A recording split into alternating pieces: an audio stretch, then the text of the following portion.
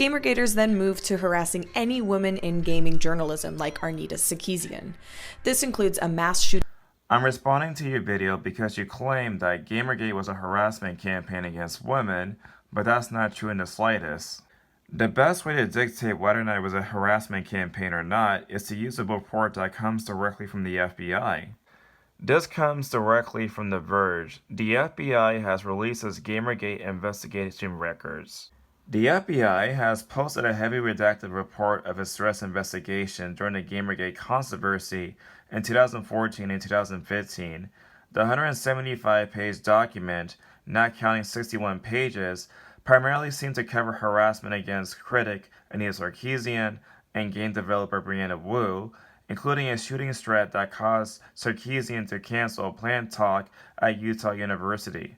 Names, identifying information, and a variety of other details have blanked out of the report, but plenty of the documents can be matched down to known incidences. A substantial portion, for example, is devoted to a handful of threats regarding the Utah University talk, a mix of apparently totally serious messages and a joking one referring to internet memes. In at least 2 cases, law enforcement interviewed people who admitted to sending threatening emails or phone calls, but seemed to have left them off with a warning. Another suspect was interviewed around San Jose, California in late 2015.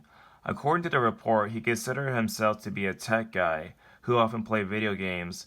He was aware about Gamergate from reading about it on Google News and recalled posting comments on 4chans mocking someone who considered a professional victim who exaggerated the stress. He then admitted to sending a threatening email that he admitted looked really bad. This report was actually released as part of the Freedom of Information Act request last year, although at that point it was difficult to verify whether the receptions have modified its content. Since Gamergate was never a really organized movement, none of the people mentioned in its reports are members of it, and some incidents predates the controversy. Yes, you heard that correctly. The FBI, by its own admission, could not find any quote-unquote members of Gamergate during their investigations. It's not to downplay the fact that people like Brianna Wu or Anita Sarkeesian had harassment, but they couldn't find any people who were involved in Gamergate as part of the harassment. To end off the video, if you truly want to know the history about Gamergate, I would recommend the whole entire page that was done by Know Your Meme that goes into great details about the various details about what happened back then.